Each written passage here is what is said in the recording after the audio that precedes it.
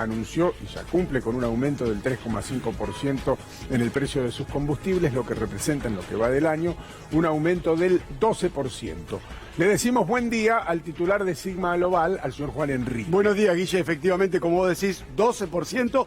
Y hay que reconocer que las naftas es uno de los bienes, digamos, que menos aumentó durante el año. Hay que reconocer eso. La última vez que hablamos con este señor que está aquí de fondo, que es Nicolás Gandini, le preguntamos, ¿este aumento, el anterior, va a ser el último? Y Gandini dijo, con gran precisión, no. Y es más, me atrevo a decir, pero se lo vamos a preguntar al final, que este tampoco va a ser el último del año 2020. Pero le decimos buen día. ¿Cómo estás, Nicolás? Buen día, Nico.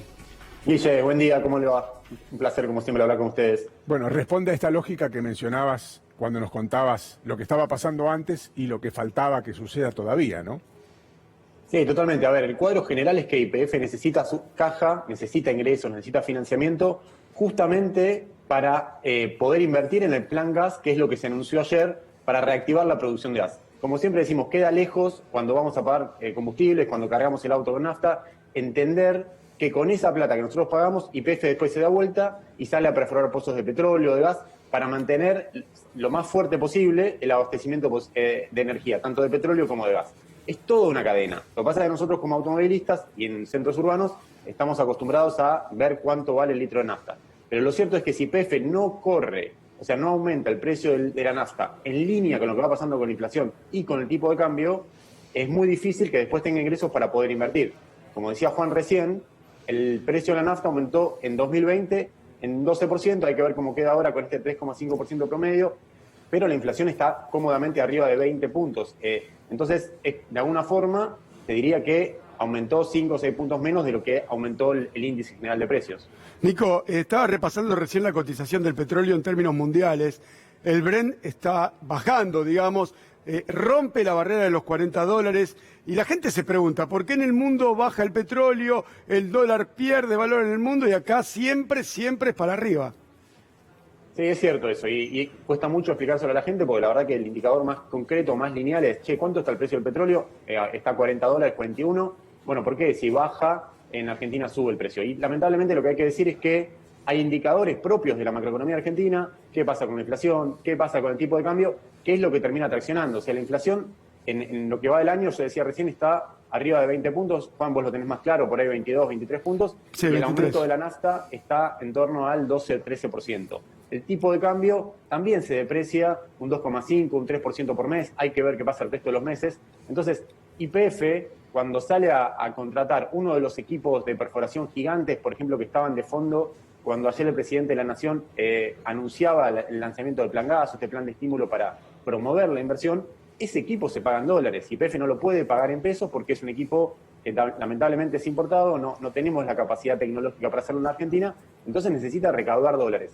Si YPF no sube el precio de la nafta en línea, por lo menos en línea con lo que está pasando con el tipo de cambio o con lo que pasa con la inflación, por más que el precio del petróleo a nivel mundial baje un poco, lo que termina primando son los indicadores locales, digamos. ¿Qué pasa con la inflación y qué pasa con el dólar? Nico. Eso es lo que, a la gente es difícil que entienda esto, pero en algún punto esto es lo que explica el aumento de... Para decirlo en criollo ya, como el barril de crudo, para decirlo en criollo. Sí, en dólares efectivamente el precio del barril baja, pero el valor del dólar en Argentina respecto del peso sube.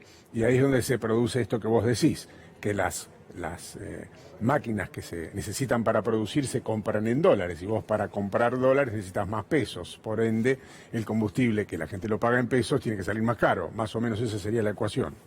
Totalmente, o sea, vos, a ver, en lo que es la industria petrolera, en lo que es la producción y perforación de pozos, es discutible esto, pero ponerle que un 60% de los costos están dolarizados. Son equipos que tenés que pagar en dólares, insumos que necesitas y que te venden en dólares porque son importados o porque quienes los fabrican en la Argentina, como los exportan, también de alguna forma pesa el precio que vale en dólares.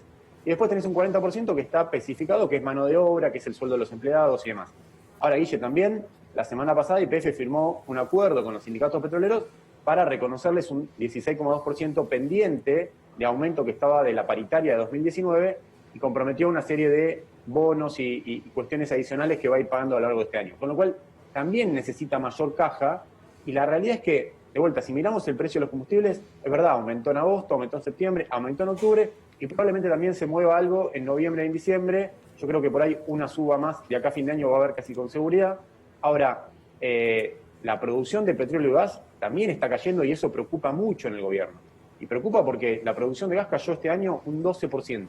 Un 12% es muchísimo, por ahí el número no dice demasiado, pero es mucho que caiga interanualmente un 12%. Si de alguna forma no se junta plata, o sea, si las petroleras, YPF sobre todo, que explica el 40-50% del mercado en lo que es inversión, no junta plata, no robustece su caja para poder invertir, para salir a perforar, el año que viene vamos a tener problemas de abastecimiento de gas. Entonces, está todo ligado, el sector de energía hay que mirarlo como de una forma de cadena de segmentos que están interrelacionados unos con otros, y si vos no incrementás la facturación de YPF, que es la caja, es por donde le entra dinero, porque YPF no exporta combustibles o crudo o petróleo crudo al exterior, la única forma que tiene de invertir es que venda, que lo que venda, los combustibles que venda en el mercado local cuesten más caro. Es ahí donde tenés un problema, digamos. O sea, no te vas a quedar sin inversión para poder perforar y la producción inevitablemente va a caer. Hago la última pregunta, me la tenés que responder en 10 segundos, que es la última pregunta que siempre te hago cada vez que venís acá o hacemos un contacto. ¿Este es el último aumento del año 2020? Creo que no. Creo que va a haber un aumento más, te diría, porque... Está el impuesto, Nico, ¿no? Que anunciaba ayer el presidente. Está el impuesto a los combustibles líquidos también, que tiene que ver en este momento también. Este aumento se explica fundamentalmente también por el tema de lo que pasa con el combustible, el impuesto a los combustibles líquidos y un impuesto que mucha gente no sabe que existe, que es al dióxido de carbono. Es un impuesto que se creó hace algunos años para de alguna forma también financiar al Estado para que lleve adelante planes ambientales o programas contra el cambio climático y demás. Como esos impuestos, que representan algo así como un 40% de lo que nosotros pagamos en el surtidor, aumentaron el 1 de octubre, se anunció que iban a aumentar hoy, 16 de octubre, es por eso que YPF aumenta también el tema del aumento de combustible. Este aumento de combustible particular, el de hoy, está muy bien que Juan lo recuerde, está explicado para cubrir ese aumento de impuestos que aplicó el Estado. Es una decisión del gobierno nacional que tracciona un aumento de combustible, no es una decisión de las petroleras, que es una decisión autónoma e individual. No, es como el gobierno aumentó los impuestos que se cobran sobre la venta de combustible, las petroleras se dan vuelta y dicen, bueno, me aumentaste un 3,5% los impuestos, yo me doy vuelta y te aumento un 3,5% promedio a nivel nacional el precio de los combustibles. Abrazo, Nico.